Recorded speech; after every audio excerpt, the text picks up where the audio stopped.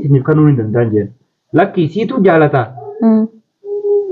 Ati jaalalta ana hedduu takkaan isii jaaladha yoon isii dhabe ni maraadha naaf dhiisi. Akkamiin ija kana di bibir akkaati na jaalattu akkamiin beeka na jaalattaati. Maaliif si jaaladha? Duboo inni akkamiin.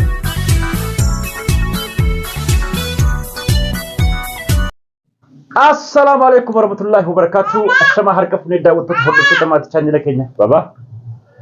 Jirra jirtu baga jiraattan hundi keessanuu nagaaf salaamanni koo iddoo isin jirtan maratti isiniif haa qaqqabu isinin jenna. Dheengadda akkuma beekamu Tasliim Baharii fi Fatiyaan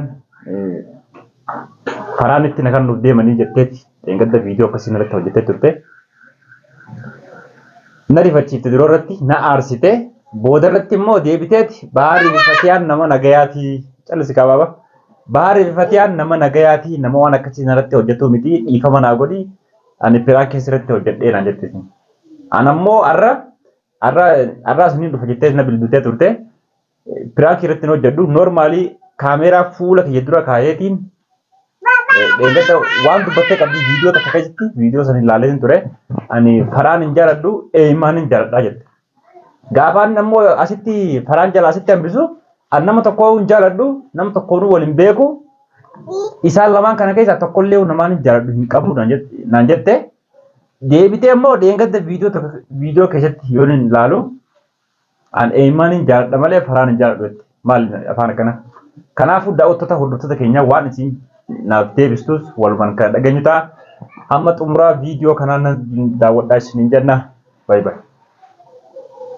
Kenya tekan. Seni berapa nada? Tasliimi. Tasliim. Seni berapa nih sebenarnya di sana?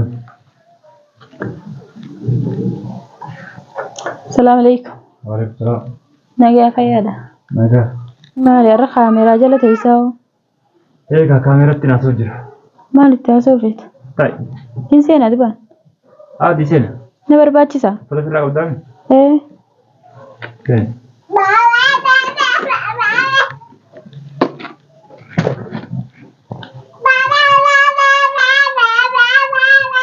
Maali ba. Seeniga. Salamta jira. Salamta naan jettee dan. Siin jeebar. Kalas galatoomi. Kanaafuu daawwattoota hordoftoota keenyaa waan si gaafachuudhaaf kaameeraa kaayyadde. Maal na gaafatta? Waan garaa na nyaate waan sammuu sana na nyaatee jiru. Haaya wanni garaa si nyaate maali? Viidiyoo takka irratti daawwadhe. Viidiyoo sun chaanela inni yeroo gadhiifamtee hin beekoni daawwadhe garuu. Maal daawwatte? Faraan hin jaaladhu eeyimaan hin jaaladhaa jettee jirti. Faraan hin jaaladhu eeyimaan hin jaaladhaa hin jenne. Jettee jirti. Eeyimaaniitutu jaalala na gaafate malee faraan jaalala nan gaafanne. Tana malee kanaafuu eeyimaan hin jaaladhaa jettee hin jenne. Anaa miti khajee. Naa miti ani khaniina nibsee. Baariin na gaafate gaafii. Ati faraan kana dura jaalala si gaafatee ni jira jeeti.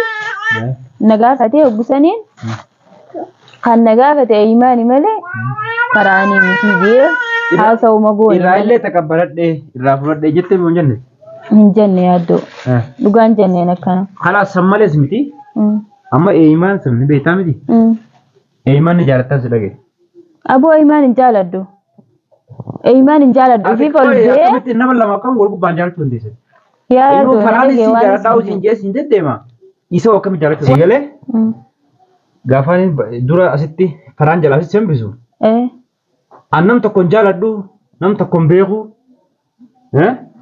mataa faraan qofaan beekaa naan jettee turte. Siin jee dhugaa. Amma irra akkamitti deebitee eeyimaan hin jaaladhaa jechuu jalqabde. Hin jalqabne narraa baasa waan sin jiru. Eeyimaan hin jaaladhaa faraan hin jaaladhaa hin jenneen. Baariin na gaafateen sin jee bar. San irratti gaafiin gaafatame deebii deebisi. Malee hin jaaladhu nam takkallee. Eeyimaanis ifumaaf olbee waan nuti haasa'u goone tasliimna jaalatti.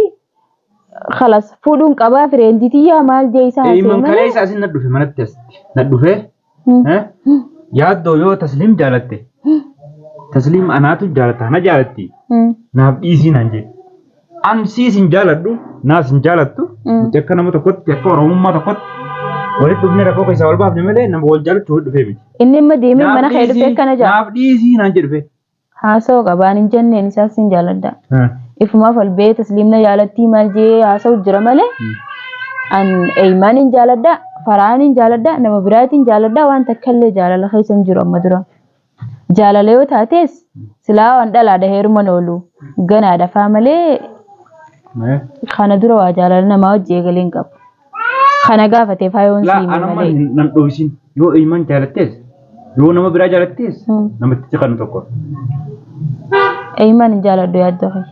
Eeymaanis faraanis nama tokkollee. Manguddoo fuudhee asin na dhufe. Maal asii godhe inni? Yaaddoo yoo dhugaadhaan micciyoo tana jaalatte. Us waan asii godhuu na dhibiree ammana kana maal godha? Micciyoo tana jecha akkaan hin fannifne. Anuma ammoo haasa'u qaba maalirraa iffannisa? Fayyaa qaba nama fayyaa hin qabne iffannisa. Ati maaltu siin nama jaalachuuf ati nama jaalachuuf biyyaa baate. Ka tasliimaan jaaladhaa isheetaan iffannisaa jiru amma deemee haa iffannisu. Biyyaa baate moo dalagachuuf biyyaa baate? Dalagachuudhaaf sila akka yaadu. Yoo ati immoo dalagachuuf heeruma barbaaddes yoo inni si fuudhes nama jaalatutti heerumuu dandeessa. Heerumas hin barbaadu? Ammoo rakkoo keessaan hanqa wayyatti daawwattoonni keenyallee haa dhaganii rakkoo keessaan si baaseetiin jira. Rakkootti yoo deebuu barbaadde immoo dhimma keeti kanaa wajjin nan galchu. Rakkoo keessaan baaftee galatoomi rakkoottis deebuu hin barbaadu. Wala eeymanii wala faraanii wala nama biraati ammaan tana namni takka illee heerumaaf keessaan qabuun yaada. Amma kalee quban qabdu inni na bira dhufuuti. Quban qabu. Maaliif eegaa? Eessatti hin quba qabaan mana baarii. Isii wal mari'anneeti naan jemmenni isii wal mari'anneeti manguddoo fuudhee yaaddoo si dhufne. Duubaan yoo obboleettii akka obboleettii jetti isiniif kanuu hin danda'an jeen. Lakki siitu jaalata. Ati jaalalatan ana hedduu takkaan isii jaaladha yoon isii dhabe ni maraadha naaf dhiisi. Kana dhiibee bira akka ati na jaalattu akkamitti beeka? Na jaalattaati. Maaliif si jaaladha? Duboo inni kami jechuu dandee? Manguddoo nama lama wajjin ta'e nama gurguddaa. Firraarii maraataadha inni nuyi mana kan firraarii. Fayyaan qabu sammuu fayyaan qabne. Haasawanii manguddoo akkamii waan akkanaa manguddoo bira teessee waan akkanaa fudhateenna manguddummaanuu tanaaf. Inni nu gowwaadha. Silaa nama sammuu yaadu taate waan nuti haasa'u goone deebi'ee na jaalatti dee'uuf deemee. Isaa waliin hin goone. Fiidiyoo ma keessatti hin godhee barsi agarsiisuun hin danda'a. Ana faraani baarii waliin haasa'u jirra.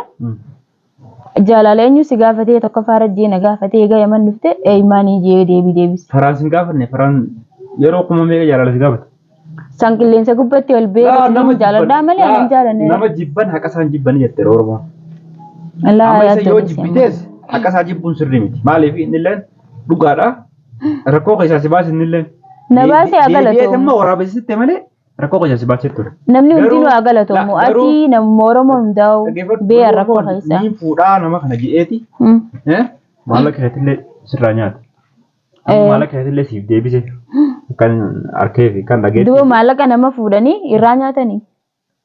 Jechuun biyya ormaa kana keessatti si qofaa miti bara. Dubartoonni amma fakkeenyaaf ijoolleetti baay'eetu tos keessa jira hiriyoonni. Dhalarraa maallaqa buusanii nyaatan. Dubaay irraa inni buusan Kuweeti, Qaxarii, Su'uudii kanarraa buusaniiti. Sanboota jaartii godhatan. Sanboota sumaa fuudhee ofaa inni fuune. Bulook isii godhan. Tanaan jaamit waanis akkasi bulook jala nagalchuurra gisuma yeroo dhaabbadde waan qiyaasnaa kanneen walitti araaramne dhiifama walii goone. Eeyman jaalladha. Wala eeymanii wala farahaanii. Tokko isaatu hin jaalladhu. Ayiwa. Kanaaf anamma wanni an dubba irra dhaabbadhee dubbadhees jecha ati jetti achi keessatti viidiyoo keessatti haasofitee fi manguddoo eeymaan fudhatee asii manna dhufe. Eeymaan misan waan asii godhu hin beekne. Isii waliif gallee jirra. Ani yaaddoo harkaan darbu yaaddoo siin jaaladha naan je'ee. Ani beekta kana booda nama sababa xiyyaammana kee dhufu nama sababa xiyyaammana kee dhufu firraarii. Nam takkaa'uun beeku ganaa booda. Akka kana dura rakkoo si naqanitti akka rakkoo si naqanis hin barbaadu. Sillee rakkisanii nallee rakkisin. Anfaraanis hin jaaladdu. Eeymaanis hin jaaladdu. Kaman guddoo qabatee mana kee dhufe firraa shaaraa raggatarii. Karaa raggat deebisi. Malee. Waan ati haasofitee jechuudha. Waan takkaa'uun haasofitee. Amma inni ni kakata. Anaa fi tasliim walii galleetiin manguddoo sana fidee dhufee yaaddoodhaan jiru.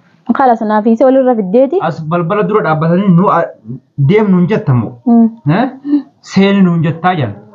Kamittiin deemna maal jedha? Manni karabbiitti seenaan jira. Wayitti seenan. Mucaan kun akka tasliim jaalata. Faraanillee baaragummaadhaaf jaalatu. Inni dhugaan jaalataa jira. Anjama godhu jirtu ammoo dhugaa sanaan galu. Jaraatu Amma dhugumaan mana kee manguddoo fidatee dhufe. Hanjama na sayi. Hanjama na fakkaatti. Awwaan hanjama ta'e kana zo. Dhugaa hanjamaadha. Anta akka qalbii aseen beeku sitti himani. An dhugaa natti hin fakkaattu laakiin imaanitutu tasliimiin fuudhaa jee manguddoo mana kee fidata. Mana baareessi dhufanii si waliin haasawanii. An abbaasiitii miti narraa yaajin khalaas walumaa galatti wayi bakhiyaati. Nama Oromooti obboleessa kee kaansi jaamale. Egaa manguddoon bakki itti nama ergatan warruma intalaatti mi Itoophiyaatti ergadha.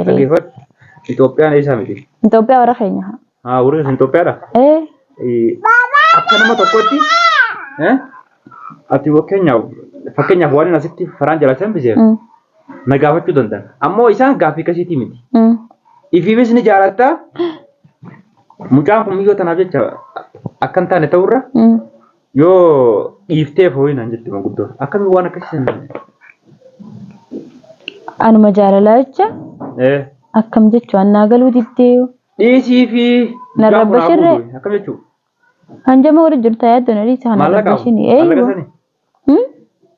horichi isaan moo isaan horuma isaan yookaan si waliin dhufaniiti bara isaan dubbiin kun hundinuu isaan waliin dhufan kaleessitti dhufne imam mana baaritti dhugaadhaa yaaddoo iman kalee dhufee waan akkanaa wajjinaa soo inni dhufee miree mana baar dhufee manni waxiyaa mana baar dhufee waan akkanaa wajjinaa soo inni Fatiyaan faan jira yeroo sama Hai Fatiyaan duba yoo jiraanne dhalaan hedduu jira nagarre ijoollee baar qofa mana jira imaanis ni jirti nama hedduu jira waan takka wajjinaa sani maal walitti qabna dhufeeti kutee bas waan dhufeef hin beekan hin teenye baarii Fatiyaa mana adamnaan gaduma deebee kute akkam jechuudha kanatti tuun qoy mana dhufeetuma baarii Fatiyaadha kan na gaafate imaanii ulaarraa baneewu injiran jennaan gaddeebee kute gurbaa waan takka unatti hin dubbanne waan takka unatti hin dubbanne osoo sitti naasuun callisee deeme waan takka osoo nutti naaseen kute maal walitti qabnaa walitti haasa'e manguddoo fudhee si mana dhufee nama wal beekututu nama wal jaalatu kanatti islaama jaalala dhugaa sannaa qabaatee waan isise jaaladde jaalala dhugaa jaaladde ol seenee minamuun jiru arkeemi taa'ee nan mareeta sanmaafuu na jaalatee mana kee dhufaa natti hin fakkaattu yaa waan si dho'isu takka hin qabu dhugaa waan takka si dho'isutu hin jiru anarraa dhugaadha taa'ee waa hedduu mari'atee wajji haasofitanii si gaafate nan amantu yoon siimees maaliin ifi godha yaaddoon si jaalata yoo si hin gaafanne ayyaa ati dubana jaalatta si hin gaafanne an waan keetiitu natti hin dubbanne dubbiin kun hedduu takka wal faataa'u natti hin dubbanne inni akka ati na jaalattu isa beekeeti yaaddoo tasliim jaalataa naadhiisii sin jechuu dandee faraan ifinni haasawwan maal isan maal ta'e laan si na jaalatu si nagarree anillee takkaa jaalala si wajjin ibsadeen beeku wanni ani itti dhame maal akka isaa jaadate fuudhuuf deemaadha kaasuun fuudhuuf deemaadha tasliim jalaa fuudhuuf deemanitti na hissanii be eeywa sana oggus ni shakkanii mi amma akka sun hin taane sadda baasee fi mibaar kalaasatti ma waan goonuu jira faraanittis harka ija lamaan tanatti faraanittis ni rumtu manattis ni heerumta. Heerum. Nama barbaadde kabira nama Oromoo ta'e itti heerumu. Sun hireen qooda rabbiiti. Wooma rabbi naa qoodi ittiin heeruma. Faraan ta'us. Sun waan rabbi biraa dhufeemi. Faraan ta'us, eeyimaan ta'us, kabiraa ta'us, yaaddoo jaan kana ta'us kanuma rabbi jee ittiin heeruma. Faraan itti heerumuudhaaf. Oromoo mara keessaa qooda kee tokkumaan fuudhaa miidhalaa wayii lama fuuti. Tokkicha san kan rabbi qoodeen fuudha. Kanas bareedaadha. Daawwattoota hordoftoota keenya Oromoo keessaa nama tokkotti heerumaa jette tokkichisan kan jaalattu siyaa kan Oromoo. Amiin. Kanaaf jechuu barbaade. Kan hin jaaladhu miti kan namni hundi naa jaalatu. Laa kanuma ati jaalattu. Eega ati jaalatte booda namni si wajjin jaalachuu danda'a. Khalas. Kanaafuu. Tokko farra silaa'uu kan maanan jaaladde rabbi naa kannu. Kanaaf daawwattoota hordoftoota keenya eeyimaanis akka mana keessatti hin dhufne eeyimaan akka isii nama isii jaalatutti haasa'u jira dhugaadhaan manguddoo fuudhee sinna fide yoo manguddoon yoo eeyimaan dhugaadhaan yaaddoo dhugaan tasliim yoo jaalatte dhiisii mucaa kan obboleessa keetii inni haa fuudhuu jira faraanii fi inni garaagarummaa maal hin qaban ana biratti tokko kanaafuu daawwattoota hordoftoota eeyimaan naatutti himaadhaaf kun goola biinii yoo biraatiin hamma walitti deebinutti nagaan turaa isin jenna baay'ee dhiisi itti nimin karaas egaa yoo hin jaalanne itti nimin akkasuma dhiisi yoo jaalatte immoo namni si dhorku hin jiru Kanaaf daawwattoota hordoftoota keenyaa baay'ee